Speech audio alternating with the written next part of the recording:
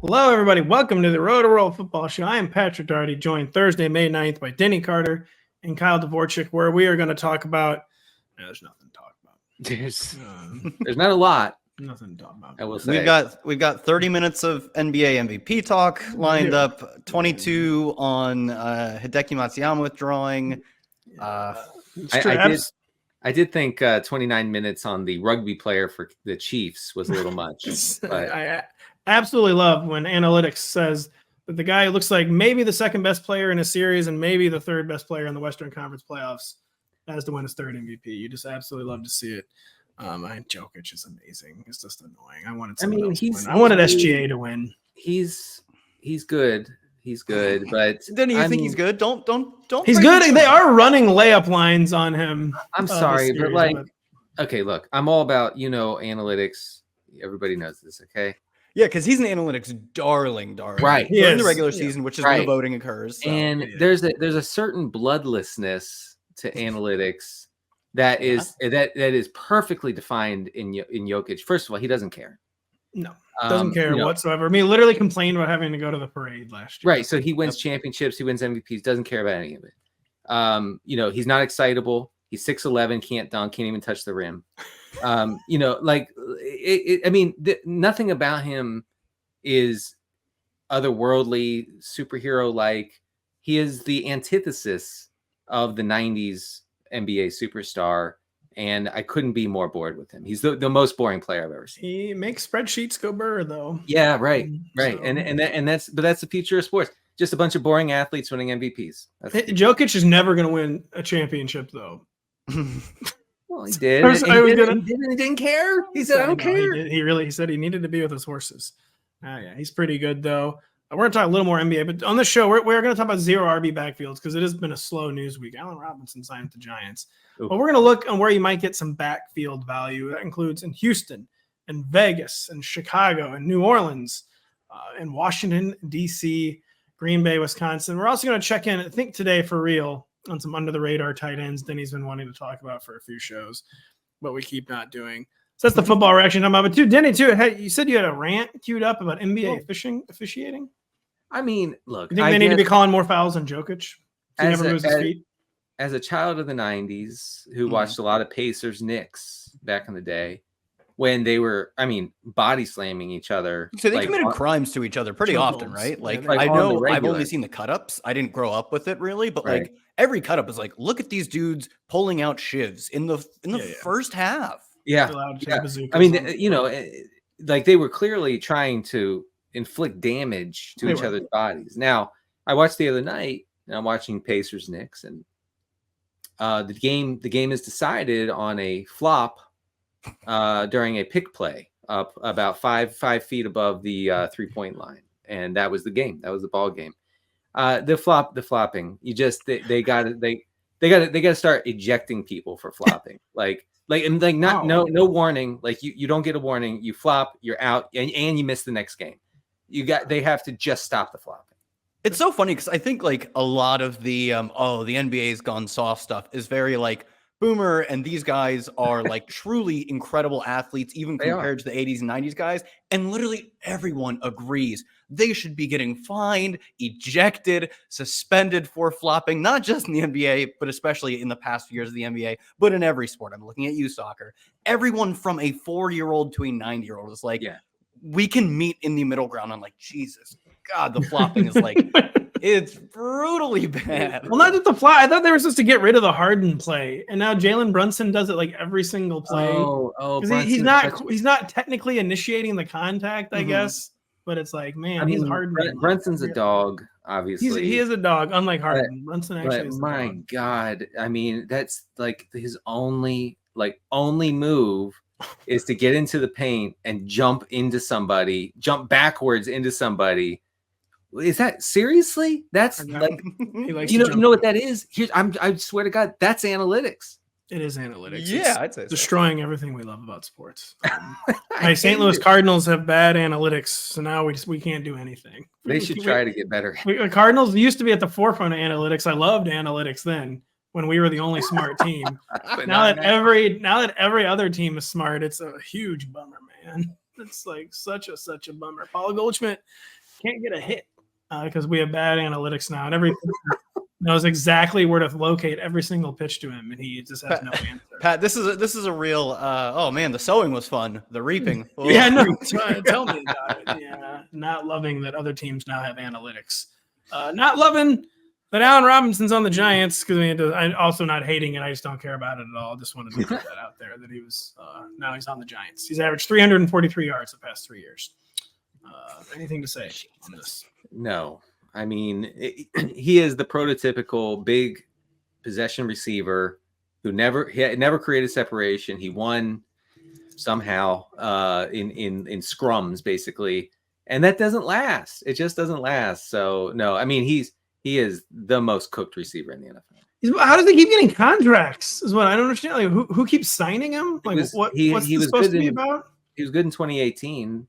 He was an analytics darling too, in a good way when he first came to the league. Yes, he was. Yeah, and he was a hit, right? And he honestly, like, as far as these big dudes who seem to like fly very high and then collapse pretty quickly, I want to say like into his 7th year, he was like a 1,200-yard receiver, and then the bottom didn't start falling out; it just disappeared one day. But like, he's gonna have like a decade-long career plus, I believe. He's like entering year 10 or just completed year 10.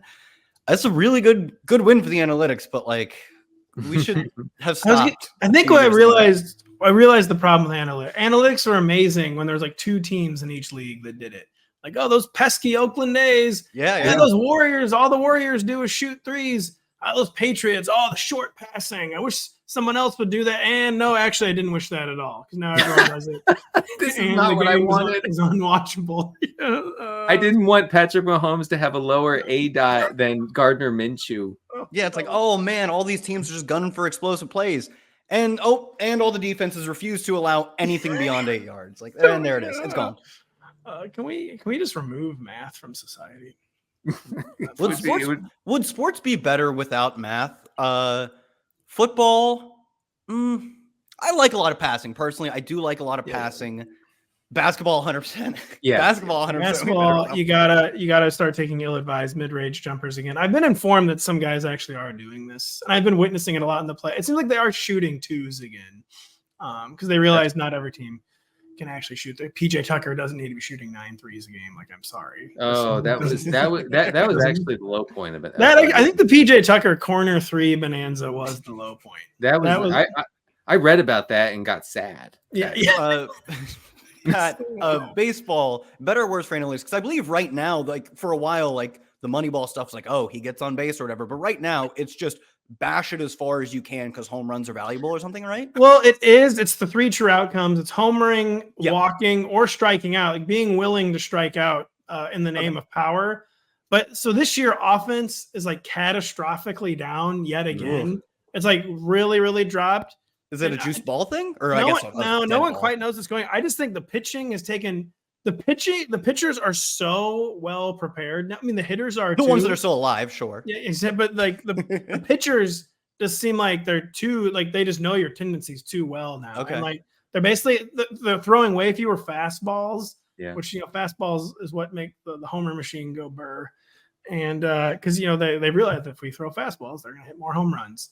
So they're throwing nothing but off-speed stuff and breaking stuff, and it's been no one is hitting. Fantasy baseball is absolutely brutal this year. Like you can win a head-to-head matchup with like 5 home runs every week. Wow, really? And that used to be like a Tuesday. Wow. Yeah, so definitely is killing baseball. Honestly, I couldn't tell you squat about analytics in hockey. And hockey's it's killing baseball. It's in hockey. It's killing. But baseball has been by far the most practiced sport, and like trying to like dial some of it back with it's like. Teams can't unlearn what makes perfect sense, of course. I mean, that's so of course everyone's doing it, but so you have to basically change the rules. And MLB's trying to figure out what rules to still change. Once the genie's out of the bottle, you can't pretend the genie's not there. I mean, like with basketball, like dunks and threes, like we know that maximizes points. So SGA shoots 2s, and Anthony Edwards even shoots 2s. Anthony Edwards shot a 2 once and got compared to Michael Jordan immediately. He did a fadeaway from kind of like the inside key, and it was instantly compared to Michael Jordan. Yeah, that's all you need to do now. Shoot one fadeaway 2, and you are MJ now. We haven't seen a fadeaway 2 since Kobe.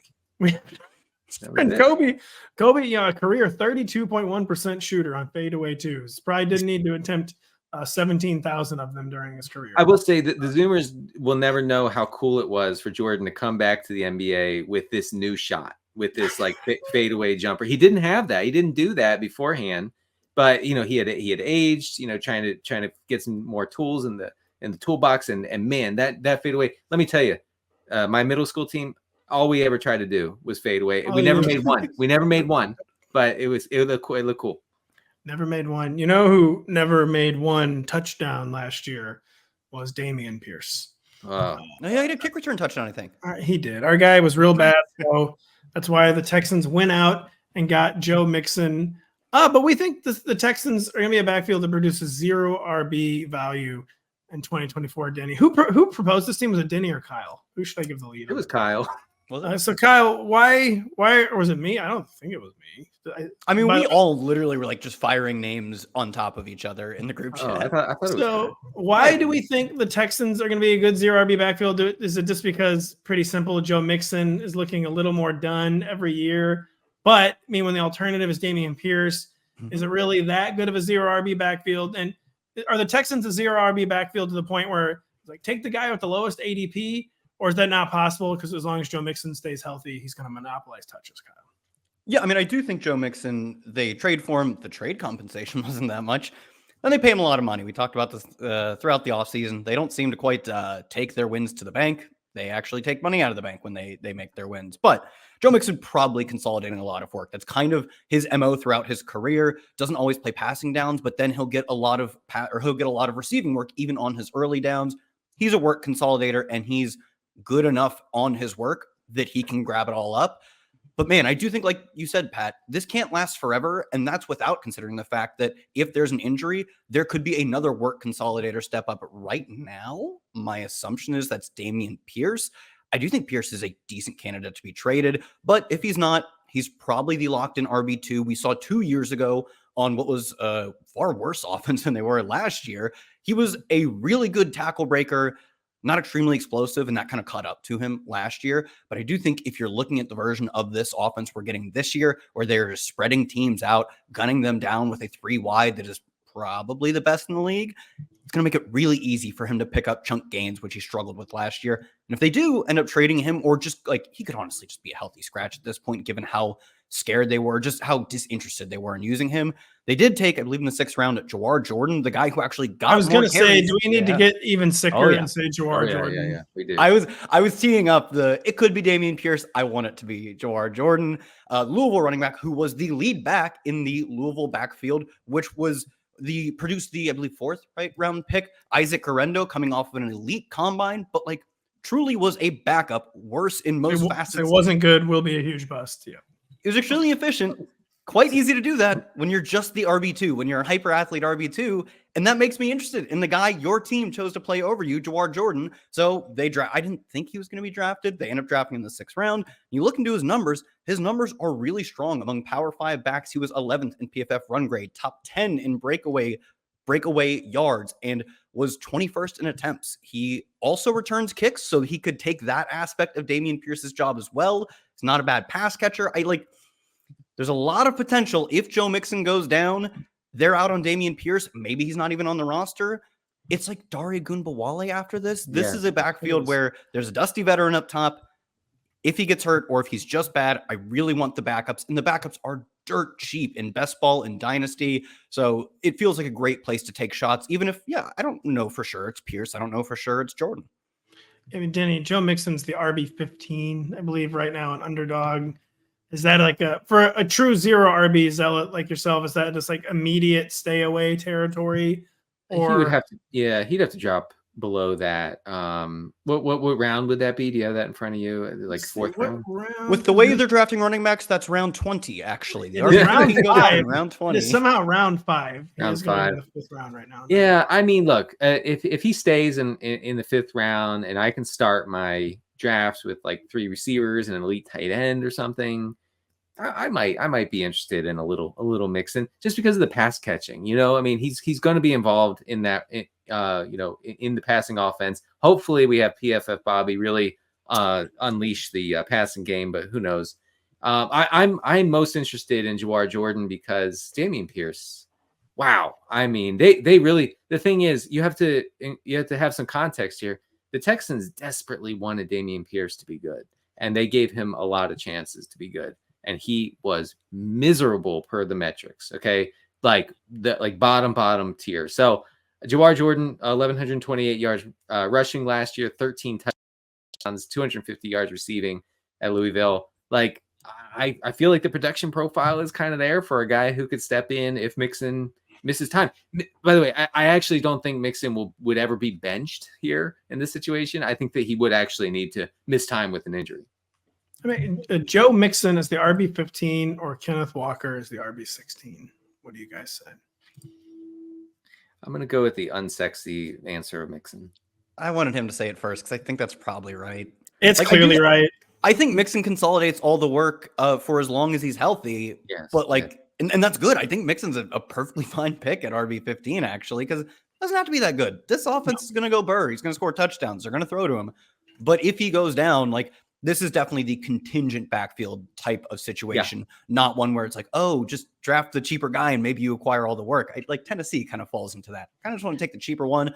I know where the touches are going here, but there's a ton of contingent upside. And fingers crossed, I hope we see Jawar Jordan get a crack at being the RB2. Real quick, Joe Mixon is the RB15 in the 5th round, or Aaron Jones as the RB18 and around like the 7th round. Which value do you like better? The thing is, Aaron Jones is definitely Mixon. It's Mixon. I still think it's Mixon though. Yeah, I guess. Jones. That's not even. He's gonna be a mega bust in the Vikings. Like it's a horrible fit. I am scared of the constant soft tissue issues. I guess he has to catch 70 passes. I feel like. He has to catch 70 passes. I think to really be worth it. I'll take that. I mean, if we can sign up for that, of course, I would do that. I'm not really sure what point I'm proving there. But Houston Texans, a 0 RB backfield in our opinion, as are the Las Vegas Football Raiders, who have Zamir White. They have Alexander Madison. They have 6th round rookie Dylan Lobb. Who proposed the Raiders? I think this was me.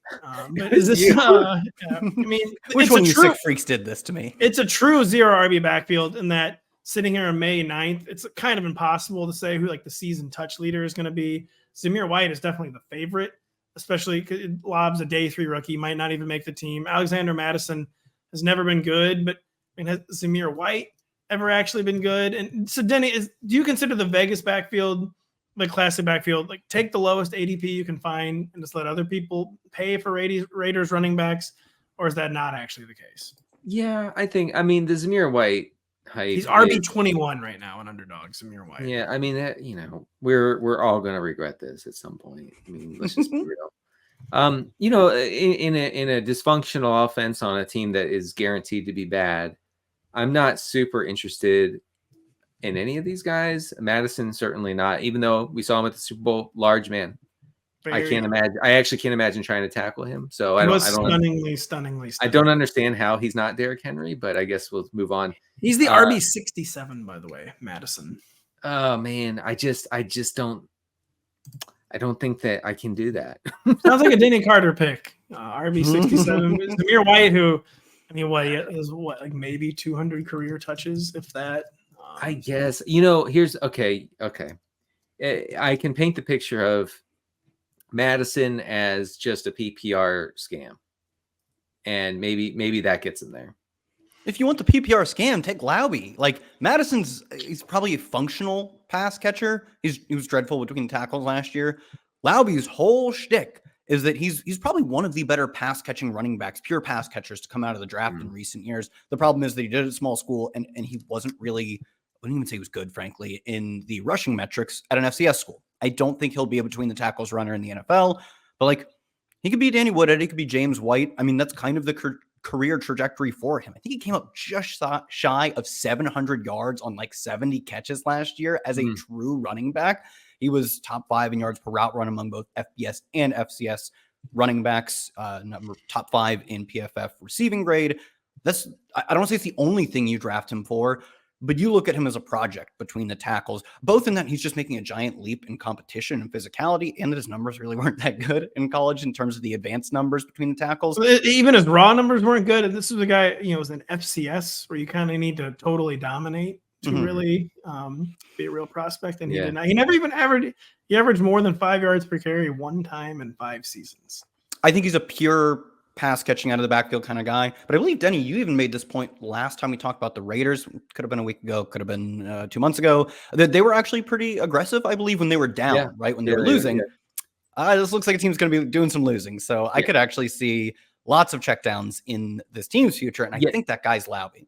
I'm sold. That was a good pitch, Kyle, and I'm sold. Yeah, I do want whichever running back is going to be catching passes, and I don't think it's going to be Zamir White even when he is the lead back. So yeah, I think that's where you hunt for the value here in the Vegas backfield. Dylan Laube, so good in college that he doesn't even have a sports reference.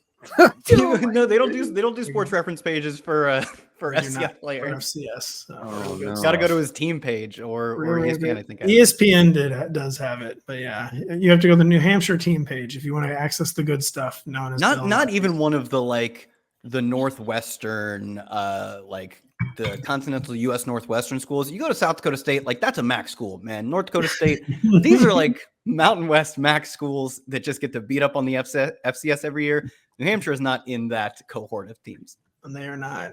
Producer Adam says we're getting sick with some of these rookies, but that's what happens in zero RB. These guys are gonna be household fantasy names by mid-August. Even if they end up not playing, everyone's gonna know who Dylan Laube is on August 15th because since values don't exist anymore, sleepers don't exist anymore in fantasy. You have to reach. You have to get so sick. Jawar Jordan level sick. Jawar Jordan.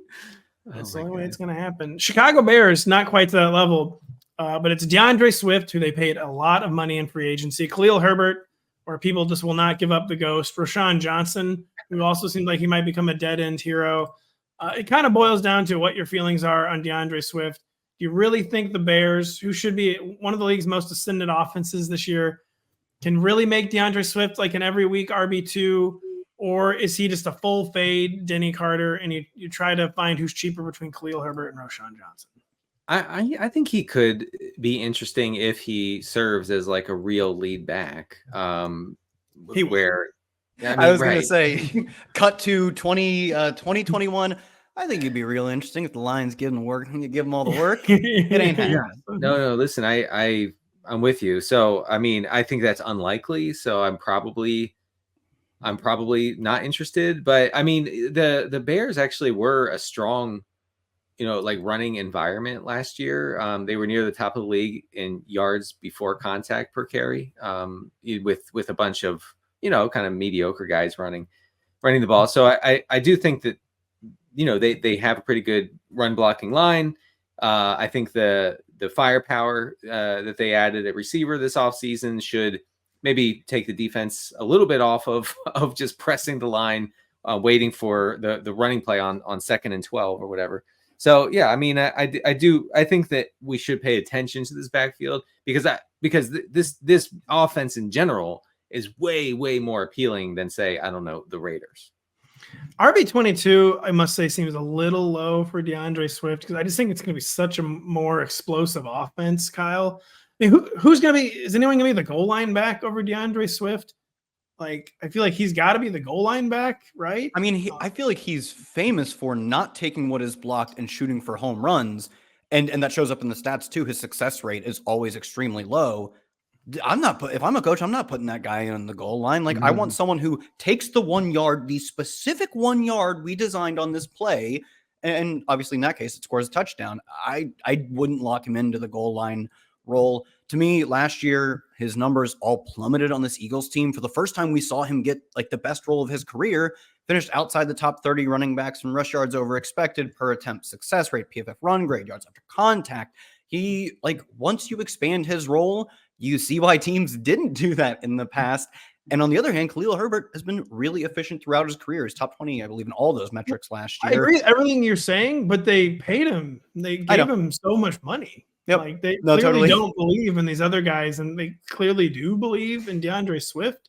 So I just have a hard time believing it'll be Khalil Herbert as the goal line back. Despite all the the Eagles are like, never mind, just give it to the quarterback every time. Yeah. Like this guy is not going to do it. Lions were like, give it to Jamal Williams. Like, I know, deal. but it And he seems was like dead the by the Bears next think he year. would do it though. No, I mean, he could. Like, he could go out and get the goal line work. He could be, I mean, he should be really explosive. I think last year didn't even look awfully explosive. I don't think that's probably truly who he is. I think he really is an explosive back. But, like, he's not, I don't think he's going to be the pass catching back. If there's anything you're paying Roschon Johnson to do, it's that. I think his career future is essentially like Samaje Perine, sturdy pass blocker, like thick pass blocking, stand-up blitzers, catch the dump offs, track well with the quarterback when he's pressured. I don't know if he's much of a runner. So I don't think he's the primary third down back. I am skeptical that he's goal line back. I think we could be in line for another between the 20s DeAndre Swift season. But like, you're right. They totally paid him to like workhorse adjacent level money, like top 10, top 15 money. Yes. I'm kind of just, I know IK being, I know better. I don't think they'll stick with the plan. I know. Look, fantasy managers know better than teams, obviously, and we've proven that many times. Here's something that Swift will have going for him that he didn't have going for him in Philadelphia. He will not be charged with pushing Jalen Hurts' butt into the end zone. You know, so that and instead he might actually get the ball and be able to put his own butt into the end zone. That would be good. That would be really, really nice. Khalil Herbert's RB56, Roschon Johnson's RB57. Is it just drawing straws? Is it total shot in the dark, or do you actually prefer one of these guys, Denny? I like Herbert. I mean, I know this year, folks. Yeah, I do too. I mean, I just made the case for him. I do too. But it might work for us. He's efficient, you know, and you know, he's a pretty good pass catcher. I feel like you could do a lot worse just throwing him on your bench or draft him in best ball just in case. You could probably do better though. So why don't they like him? I actually don't entirely understand. They really don't like him. And he said they don't seem to like him. He's not a really efficient pass catcher, but he's always been a pretty efficient runner and really efficient. Yeah, even the times where I don't feel like he's the type of back where the moment you give him 20 carries, it's over. He does well in those games too, actually. Like we saw with Charbonnet last year. It could just be randomness, but the moment Ken Walker goes down, they give him 18 carries. It's 3.2 yards in a cloud of dust, just painful stuff. I never got that vibe from Khalil Herbert, that in the moments that they scaled him up briefly, it didn't happen very often. He didn't like completely bomb those outcomes, I don't think. Oh, he had 100-yard games pretty much anytime he got a real workload. Right? I know. Game. Yeah. So Khalil Herbert, Roschon seems not good. I feel like I think he can be a good pass catcher, but I'm kind of decided to the point that he is truly just like a physical pass catching specialist. How much we're going on a tangent, but to be clear, we have so much time and not a lot to talk about. How much do you guys think Samaje Perine weighed when he came into the NFL? Wait, you're going to say 185 pounds. No, he was big. He was. I'm going to shock you in the other direction. Yeah. I was going to say he was huge. 20? 240, 233. Like, wow, that is a dude who can anchor and pass block when he needs to. And Roschon, although not quite like he's taller, I believe, than Samaje. Samaje's like 5'10", 5'11". But like Roschon probably has the physical profile of a dude who can anchor as a pass blocker, who can help chip and make a difference. And he is legitimately, I believe, at least a good pass catcher. There's a role for that guy in the NFL, I think. I mean, Perine literally played it perfectly last year. But Pat, to your point, like the advanced numbers show it, the eye test shows it, doesn't look like particularly explosive runner. They used to have 235-pound running backs at Oklahoma. Then Lincoln Riley came in and said, we're going to be the softest team you've ever seen in your entire life. And then we're going to also carry that over to USC. Just when you thought we couldn't be softer, we shocked you again. I think Perine set like the single game rushing record at Oklahoma. Or he was so good. In the NCAA, he said it. And then Melvin Gordon said it like a week later. Yeah, he was really, really good. I do think, I know we didn't mean to talk about Perine this much, but I do think Perine is probably the favorite to catch all the passes from Bo Nix. Yeah, you weren't supposed to talk about Perine on this show. That's a fun backfield. That's a good 0 RB. Second year in a row. Samaje Perine. And people are wondering why we're talking about the NBA to start the show. No. I did that 2 years ago with Perine. Was that 2 years ago already? Because he was in Cincinnati. Yeah. Right? All right. Yeah, that checks out. What also checks out is we need to take a short break, and we'll be right back after this. Nelly Korda looks to continue her dominance with the 6th straight LPGA Tour victory this week in the Cognizant Founders Cup. Find out if she comes through in New Jersey by streaming Peacock today through Sunday. Choked again. Here's something about we heard Nelly you, Korda. Nelly Korda, not necessarily a long hitter per the metrics. I think it's a lesson to golfers, and especially to you dudes out there. You don't have to bomb it to be good. You can simply hit it in the fairway and give yourself a shot at birdie every time. Denny I'll do like neither of those, never, but that's good. Yeah. Denny sounds like someone who's never hit a single 200-yard drive. Oh, not even 200, huh? Wow. I do. My favorite thing is when you'll ask a guy, like, how far do you hit it with the driver? And they'll be like, I don't know, 290, 300. Like, no. I didn't ask you if you've ever hit a ball 290. Oh, no, my average drive, like 140 probably. I hit the ball clean about once every 6 months. Right. And it's 65 yards to the right, and it actually kills 11 worms on the way because it's burning along the ground. It's an environmental hazard. Yeah. You know what else? Environmental hazards. The Saints backfield. Am I right? They were all terrible last year. Alvin Kamara isn't good anymore, but he's currently the RB17. Kendre Miller, the little used rookie that we were all pretty excited about last year for some reason, currently the RB47. Jamal Williams, currently the RB83. Who wants to get started with some Saints thoughts? Because this is a true zero RB backfield. Alvin Kamara, kind of like famous last words, Joe Mixon can't keep getting away with it. Alvin Kamara can't keep getting away with his recent production, can he not? I mean, with Derek Carr being among the most check downiest quarterbacks in the NFL, I feel like Kamara maybe can keep getting away with the scam. Now, is he going to lose the early down stuff? Maybe, at some point. He but should. That's when he's at his best. I know. Don't force him to run between the tackles. I know, but do you guys have his ADP in front of you? Who's ADP? It's RB17. RB17. I think that's kind of fair. What? No, he was still one of the best pass catching backs in the NFL last year. Like, oh, wow, cool. Wow, but best pass catching back. Yeah, you're catching the most pointless throws I've ever seen in my entire life. He's catching it. That's right. I like the pointless. You're falling into the anti-PPR trap. Go run the Ian Hartitz clip where these two plays are both worth 1.2 PPR points, and it's the hardest run for 12 yards you've ever seen, and a 2-yard catch where a guy does nothing. He caught 75 balls and averaged 6.2 yards per catch, which even for a running back is an extraordinarily atrocious number for Alvin Kamara. 75 is a lot. I believe he led the NFL in all of the catching stats per game because he missed 3 games because of suspension. He only appeared in 13 games and caught 75 balls. One more. Yeah, I mean, per game he was.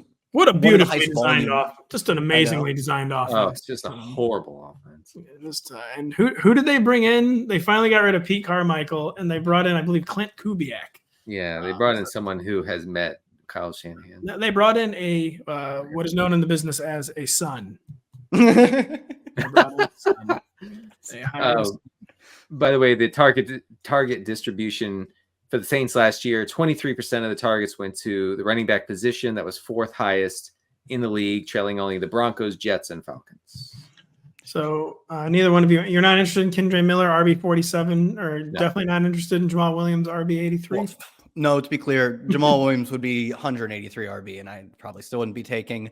I could dabble in some Kendre. I still think among the interesting backups, probably on the lower end, given how little he was used as a rookie. Like, guys who simply do not see the field, especially if they're drafted highly, tells you a lot about them. Yeah. He falls into a bucket of guys who we typically don't talk about much anymore. The only reason I can still find myself going to bat for him is Jamal Williams was basically dead last in every advanced metric you can find. He seems to be on his way out. Kendre Miller, still young. He had a rocky offseason in terms of injuries last year. Maybe that's the excuse we're looking for as to why he didn't do anything. It has to be someone as the backup. And if Kamara goes down, that's a lot of work. I would bet on that being Kendre over Jamal. Not to say Kendre actually does a lot when he gets the ball, because he wasn't great in the advanced numbers on his limited sample last year. James Robinson also on the Saints. They also signed 2 undrafted free agents. They did not draft a running back, which is a fairly good sign for Kendre Miller. I guess they could be thinking they're going to revive James Robinson's career. He is the kind of gadfly guy who hangs around too. James Robinson, that guy's been cut so many times. There's okay, never mind. He's the number 2 running back for this. I think he unfortunately skipped that stage in his career. I think he is straight to we keep cutting this guy because that's what happened last year. It is a tough thing for him. I mean, the Achilles, he had a knee and an Achilles, I think. So it sounds like you don't even think the Saints are at 0 RB backfield. Who proposed this one even? I don't know who proposed it. I think Kendry's fine. Like I think if you're looking at shots on probably more so just contingent plays, like it's got to be someone. He's cheap. He's young. He was a good college prospect. Like, and we only saw 40 carries from last year, so we don't have a large sample on him. There's a reason we only saw 40 carries on him last year, to be clear. But like, it ain't going to be Jamal Williams, I don't think. No, and they didn't change his status quo. So that's the good sign for Kendry. Despite all the red flags, they have basically kept him in place on the depth chart. Yep. So he's a perfectly good running back flyer. Especially if you're drafting right now. Like I wanted to propose the Chiefs. I literally do not know who the Chiefs RB2 is. And I want pieces of that offense. Like Pacheco goes down, there's a great spot. There's also a great spot to backfill Jerick McKinnon's role. Dude, I have no clue who it's going to be. It could be the rugby guy. It could be LaMichael Pirine. It could be Keontae Ingram. Like, no, it's Lewis Reese Zamet. No, it's going to be CEH. It's going to be CEH. Oh, yeah, it could be CEH, exactly. But he's dreadful. So I think that's one where I want to wait till training camp till they tell us, oh, man, like the rugby guy's running with the ones. They're like, oh, CH, he knows the system. He's the RB2. But like, I don't know there. And if you're drafting right now, I can't pick a guy out of that backfield. I'm placing my chips on Kendry over Jamal sort of confidently as of May, whatever, 9th. The Chiefs, real quick, are the underdog gang, our friends, they're going to be tweeting about Deneric Prince again, aren't they? By like July. He's going to have like one or two. He's on the roster, so he's going to have 1 or 2 good plays, like in mandatory minicamp, and people will be tweeting about him again. I want to be tweeting about Carson Steele, the UCLA running back who went undrafted and they signed. I mean, UDFA, long shot to crack the roster, but he was not a terrible prospect. You never know. Carson Thanks, Steele. Denny. Thanks for that little pick-me-up. You do never know. Carson Steele here. Wow. Moving on. I'm telling. Watch the rugby guy. I'm just telling you. We'll watch. Actually, I will never watch the Washington Commanders. That's not really something I do for religious reasons. But Austin Eckler, RB33. Brian Robinson, RB34. Is this a textbook 0 RB backfield? Or are those ADPs too high for this to be a 0 RB backfield, Denny? Is that not enough of a value on either of these guys? I do think that's palatable. So my issue here, I was thinking about the Washington backfield while I shaved today, actually, and for some reason, and Jaden Daniels being the quarterback is not good news for these guys. And that's because Jaden Daniels is a great runner and very fast. And he is not going to be checking down to Austin Eckler ever. No. And he's not going to be handing the ball to Brian Robinson almost ever. My one, the one saving grace for Brian Robinson is if this Commander's offense is good, is at least, high scoring, then he could take on like a Gus Edwards type role near the goal inside the 10-yard line where teams are just panicked about stopping Jaden Daniels and just let Brian Robinson skip into the end zone twice a game. So I think that there is some touchdown, upside there for him. But as far as like pure opportunity, neither of these guys, I don't think are going to see it.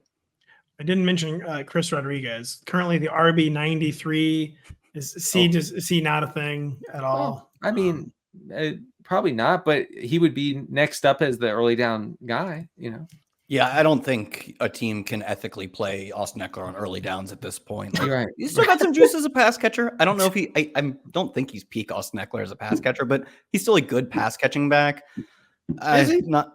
He was good in the metrics last year, but like just good though. He wasn't great. I know I've said this a few times, but like we'd be like, oh, Keenan Allen's out, Mike Williams has been out forever, Josh Palmer's out, all these guys are out. Well, it's a 13 target game for Austin Eckler, and it'd be a 6 target game. And you're like, last year when we did this, you were piling up these 10-plus target games because you were the engine of the offense, even if it was 2-yard checkdowns. It was better than whatever they had that year because also everyone got hurt. Why isn't that happening this year? And it might have been a Kellen Moore problem. Mm-hmm. Our guy Kellen just doesn't really seem like he's got the juice. But I think to Denny's point, like, do we expect a lot of checkdowns from Jaden Daniels? Do we expect a lot of running back targets from Cliff Kingsbury's offense, which loves to throw short, but during his tenure with Arizona was almost every single year below average in just total running back targets? It's, it's more throwing the short stuff, these 5-8 slant routes, these mesh routes to the wide receivers. So as much as I think Eckler still has a good enough amount of juice as a pass catcher, how much are they even going to use that? Whereas at least Brian Robinson, as Denny pointed out, could very much be the Gus Edwards of this team. He's a perfectly fine between the tackles runner. Denny, I mean, you draft any of these guys? I'm assuming I would probably go with Robinson. As I mean, I went with him a lot last year, and it was not horrible from a 0 RB. I remember you're just trying to get a bridge guy until maybe one of your stashed running backs breaks through with a full workload. So Robinson strikes me as a fine gap guy to play in the early season, especially. Yeah, it just doesn't seem like, I can't remember. Is this the same front office that drafted Chris Rodriguez? I guess it is the same front office. It's not the same coaching staff. But I think it is the same front office that at least drafted him. So maybe he'll get a chance at some point during the season, but man, I just looking at this team, man, it's gonna be bad. It's gonna be bad. The Commanders, yeah. This is not a good, well-designed offense. There's talent in it. This is not a well-designed offense, in my opinion. I mean, Jaden Daniels' deep ball prowess, I think, could be fun for McLaurin, who is a good downfield pass catcher. John Dodson should be in theory too, right? Well, he was truly awful last year, but he wasn't so bad the year before. Pat, I believe different GM as well. I think when the ownership changed, they also brought. Oh yeah, of course, yeah. C-Rod, it's over. Never mind. I couldn't remember. I forgot Adam Peters was just hired this year. There you go. We've moved on from the Doug Williams era. We have moved on from the Washington Commanders. They might be moving on from that name. They really should be. To our final 0 RB backfield, the Green Bay Packers. Josh Jacobs, the RB10. Rookie Marshawn Lloyd, the RB45, A.J. Dillon, undead zombie A.J. Dillon, the RB72. Josh Jacobs, is he really safe inside the top 12? I can go either way on this. I think I'm leaning towards yes, that he is. It's a slightly more palatable ADP than he had last year with the Raiders. Not much. You guys both look a little skeptical about the idea of RB1 Josh Jacobs. Who wants to start? Well, I mean, I wrote about him before the draft being like a locked-in guy who's going to see a big workload. I think Kyle described him similarly. After the draft, I guess maybe I have some questions about that, but the team is talking up Marshawn Lloyd in ways that don't make me too scared that he's going to cut into Jacobs' workload in a big way. I would say that Lloyd is the only other pick for me in this backfield if you're going a 0 RB approach. They might try to make AJ Dillon a thing again, but it just has not worked. So I'm putting my trust that the explosive Lloyd can actually do something in this offense if Jacobs misses time. AJ Dillon knows the system though. He does. I know he's a system knower, and they do like the 2 yards in a cloud of dust. So, Kyle, are you taking Josh Jacobs as the RB10, or are you letting someone else do that? That's fine. It does feel like every time you say, like, every year we go, I guess I can envision him being an RB1. Sure, that checks out. Catastrophic failure every single time. That's like the start of the running back dead zone. But I think at least I would say among the classic running back dead zone guys does seem to have a pretty safe role. Marshawn Lloyd was like true career committee back throughout his time in college at multiple schools. They don't have to spend a ton of draft capital on him. And as Denny pointed out, I believe it was their offensive coordinator, Adam Stenovich, who was like, yeah, we see him as a different type of player than AJ Dillon. He's got a level of speed that Dillon doesn't have. We want to get him open in space. Sounds like a good complimentary back. It doesn't freak me out if I already have some best ball teams with Jacobs on him. Just a little, the Packers are so obsessed with the committee approach, but I don't understand why they would sign Josh Jacobs and then do anything the opposite of what you just said, Kyle.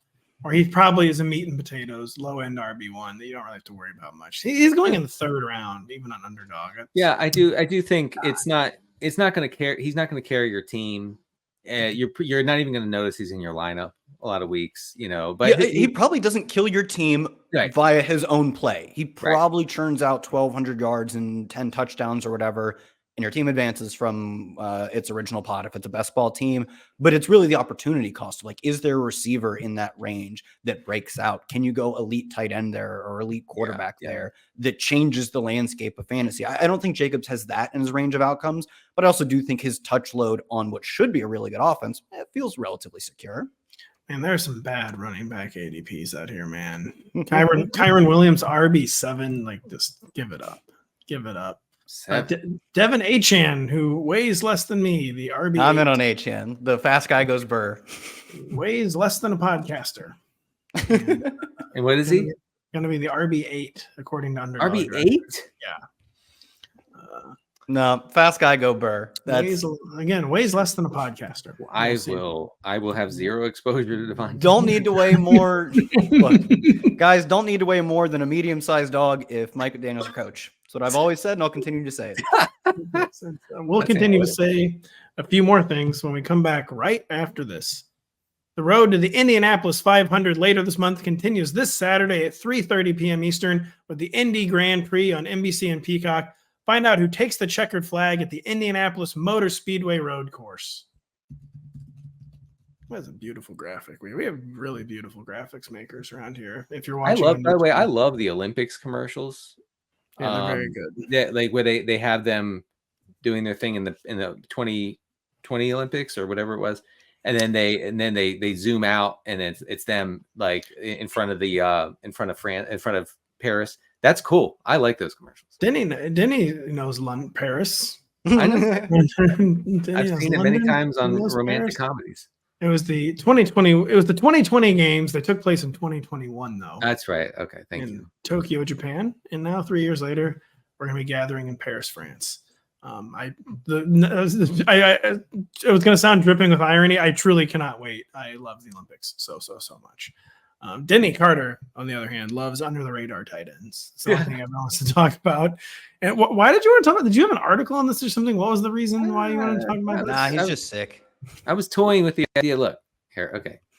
I'm just trying to find guys that you can take if you're doing best ball stuff right now. You could take tight end if you faded the position, or if you only took an elite one and you just waited and waited and waited. And you're looking for someone who is actually going to be out there running routes and seeing targets, which I think is crucial in drafting a tight end. Then I think these three guys could do it for you. Okay, so we'll start with Zach Ertz. Oof, man, we've had a good show today. So thank you. We'll be back on Tuesday, Denny and I know Zach Ertz. Sorry. I mean, we previewed this last week's last Tuesday's podcast, which was that. Reed's is Senate. How do you say it, Kyle? I've been saying Senate, but okay. So Senate, right? Senate. Halfback, tight end. No, it's just you don't want to hear H-back. You don't want to hear H-back. I totally agree. The word H-back, if you ever hear that, it's kind of like when they call a tight end an offensive weapon. You just move on. My guy's not going to be. Have they talked him up as an H-back much? Because at the combine, he looked like a true tight end. He wasn't like that 6'2", 245 type of guy. He looks like a real tight end. He literally did play fullback. I think he was a walk-on who played fullback for 2 years. So he has some H-back, a little H-back in his DNA. Yeah, and listen, we're gonna write blurbs about the team wants to get Senate involved at the goal line as a running back or whatever. Hell yeah. And that's going to excite people like that all that's happening. Trust me. The one thing Senate's not going to do is run. He's not going to run any pass routes. and that's one thing that Zach Ertz will only do. He will only be out there running routes from the slot and catching scammy PPR stuff over the middle. And I can live with that. I think that we can all live with that. I know Pat Crane was in on Ertz before the draft. I think he should remain in on Ertz. Stay strong, Crane. Just gonna literally say stay strong, Pat. Zach Ertz, 82 targets over 11 games with Cliff Kingsbury's Cardinals in 2021. That broke down to 7.5 targets per game. Cliff Kingsbury's out of work and not currently coordinating the Commanders, right? What? Surely he's on a beach in Vietnam. Surely no one immediately hired Cliff Kingsbury as an off. I'm just saying.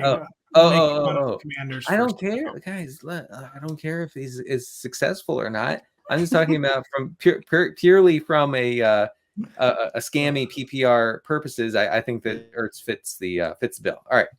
Currently, it doesn't have an ADP. It's a tight end 39. Zach Oh yeah, Ertz. no, you're gonna get them for free, and nobody, especially no one in their 20s is going to be drafting Zach Ertz. No.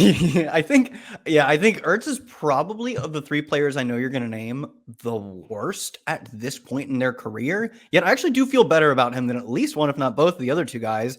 Because like even last year, he got targeted a ton, did squat with any of those targets, but like we don't care, man. We're playing in PPR leagues. Analytics has ruined this fantasy game too. All the same to me, brother. You better believe it. God's words to my ears. They're all PPR points. And Ertz he earned a bunch of targets last year. He earned a bunch of targets with Cliff. As long as Ben Sinnott doesn't push him for routes, which I'm a little more skeptical on because I don't think Ertz is very good, but that's beside the point. We should get the PPR scam for at least the first half of the season. Right. I don't see him as like a permanent solution at tight end in your fantasy league. Before you go on to the second one, Denny. Oh, sorry. Yeah. You finish.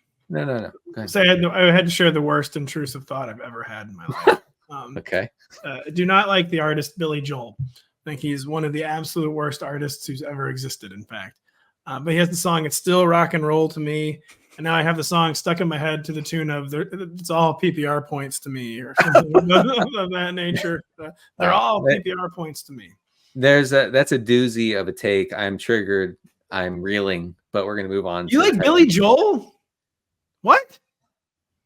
Yes. We're moving on. I mean, I like Billy Joel, but I don't have to grapple with what his cultural impact was. Sometimes songs go do do do do do do do do do do. It's all PPR to me, and I like that. There you go. All right. Yes. Now that's a hit. Exactly. I'm sorry. I like popular music, Pat. You should be. I don't listen As to. you know, if you have actual taste, you've never liked a popular song in your life. That's how it works if you were raised in the 90s. But we move on to who's your second tight end? All right, Cade Otton. Look, if you're playing in a point per route league, then you actually have to draft Cade Otton in the second round because my guy's running a lot of second in tight end routes last season behind only Evan Ingram. Ran 44% of his routes from the slot. That's pretty good. Now for the darkness, and this is dark. It's bleak. Let me tell you. 8.2 targets per route run during the regular season. 8.2. That is actually unimaginable. I had to do the math again just to make sure because I was like, no, it can't possibly be 8%. 8%. Okay, so not exactly a target commander. I will say I had to slice it up. I had to find the light a little bit here. From week 15 through the divisional round, he had a 15% target per route run. That's not the worst. We can get by on that. That's all I got. That's all you got? I'm not. There's going to be more. I was waiting for the follow-up sentence. He's out there. He's out there running a lot of routes. What else do you want? I believe in drafts he is the most expensive of the trio you'll be naming, which is why I tight don't end like 20. him. Tight end 20. Yeah, like he. Oh, goodness. There's a bit of we just talked about Ertz being quite literally 39, nearly twice as many tight ends go off the board. That's fine. There's no cost to that. There's a little bit of I think there are other tight ends. Like I like a Juwan Johnson or I like a Noah Fant. Hold on. Cade Otton's like an auto pick over tight end 19, Hunter Henry, or 18, the H-back Senate, though. Like he's an auto I would pick. take Hunter Henry over him. Really? There's no weekly contribution for Cade Otton is the thing. He had one top 10 week all of last season. One top 10 week. He's good for 6 PPR points on the dot, but Hunter Henry's had one top 10 weeks since Phillip Rivers retired. I mean, Hunter Henry popped in for a few touchdowns here or there. That's what he does. He's basically the same player, but he catches more touchdowns, which is kind of random to be fair. But I don't think there's any route for him to have 3 spike weeks. I mean, last year he had 1 and he was, I believe, the league leader in route rate. The moment they're you've contributed nothing for 4 consecutive games, your route rate goes to 70%. He stops even giving you a 4-point PPR floor. All right. We got one more tight end, Denny. Who is it? I'm sure they're Chig Okonkwo. He's fun. He's fun. He's better than he's actually good, at least. I think so. Yeah. I mean, so he was really good in 2022, 26.5% target per route run in 2022. That's really good. That dropped all the way down to 18.5% last year. I don't really know why, but they're a horrible team. I mean, I will say I'm very interested in this Tennessee offense because, like we said, they're being dragged into the 21st century. They're actually going to have to pass. They're probably going to pass the ball here. Increased pass volume is good for everybody in this offense, including Okonkwo, who is the tight end 1 and is not going to get, I don't think anyway. Josh Weil is the tight end 2. So I don't think he's going to get pushed at all for routes in this offense. And, if he can get back to the efficiency that we saw in 2022, he might not need a ton of targets. And honestly, he's not going to get a ton of targets since they have Ridley, since they have Hopkins, and the third guy, Tyler Boyd. Yeah. That's a bit of a problem, I feel like, for Chig, is that I think part of his success in 2022, they just had no one to throw to. Right. He was a good playmaker, though. Like, he was after the catch. He is actually good. You kind of have to hope that guy comes back because he's not, like Denny said, he's not earning a lot of targets. But it's a big if, but if he is that efficient, that 2022 efficiency, especially in, as Denny pointed out, a modern offense, you could actually get some spike weeks out of him. I think his season-long floor is probably lower than Cade Otton, but man, Cade Otton, if he ever cracks your lineup, you're like, dang, I cannot believe this happened. That is a loss. Whereas Chig, look at your best ball roster. Chig cracks your lineup. It maybe happens less often. You're like, oh, Chig got in there for an 18-pointer. He had 2 long catches. He scored. And that's kind of the bet I want to be making. Maybe there are some teams in which you say, I just need the six-point weekly floor. I think more often than not, I'd rather have a guy who can actually flip the matchup, even just slightly, even just a few times. And I think Chig's likely to be that guy. We also saw the Bengals consistently try to find a guy to be a pass catching. That's what I was going to say. You said the modern offense. He's coming into an offense that, if it is like the Bengals, has always produced big plays for the tight end. Kyle. Yeah, and they wanted to continue to try and find that guy, and they just kept not investing in it, so they never got the results. And they still made a guy, Tanner Hudson, at the end of the year work, PPR scam Tanner Hudson. I think it's a crowded pass catching room, but I think there's a small role for an explosive tight end in this offense, and that'll get in your best ball lineups a few weeks. And it'll get us. I was desperately trying to unmute. I had briefly muted and I could not get back to play us out of the show because we are out of material for today. It's good stuff. I mean, we're going to have a lot more backfield talk as the summer goes on. It's always one of the single most critical topics in fantasy football and where the running back draft value actually is. Yeah. I'm sure you guys will be posting on it all summer. Denny, I know I'll be having articles coming out on it at some point. We talk about in our draft guide that we're starting to write right now. So this is always a very important topic, and I'm sure we'll talk about more. Hope you enjoyed it today. You guys have anything people need to read or anything like that, or are we just kind of in draft guide mode? The Bible, brother. I I released all of my dynasty rankings last week. There's little news and notes on the draft, but for the most part, if you're drafting your dynasty teams, it's just the copy and paste the rankings from there. Yeah. Cool stuff. I'm working on my GM rankings. It's of course taking longer than I thought. I got to be honest, having an illness for a week didn't help. And then the fact that it's every week too, not just 1 week, but it's it had been a while, to be honest. No, he hadn't been sick for 30 days. It had been a while. And this one laid me a little particularly low. But, how close are you? How close are you? Have you started the rankings? No. Okay, that's good. Get one.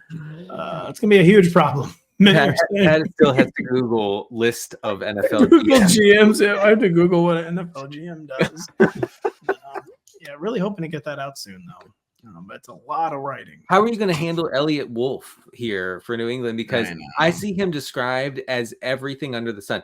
De facto GM, the person in charge of draft picks, but never actually GM. The whole list is just about it. This is the list for him because it's all about de facto GMs. So even there's some teams where I even infer, like the Chiefs, I put Veach's name on there, but I talk like it's Reed, man. Yeah, the 49ers too. I'm not pretending John Lynch is the GM. Like, who cares? Like, it's not John Lynch. Everyone knows it's not John Lynch. So if you're a de facto GM, you have come to the right place. If you're a football fan, you've come to the right place. We hope you enjoyed the show. We'll be back next Tuesday. For Kyle Dvorchak, for Denny Carter, I'm Patrick Daugherty. Thank you for listening.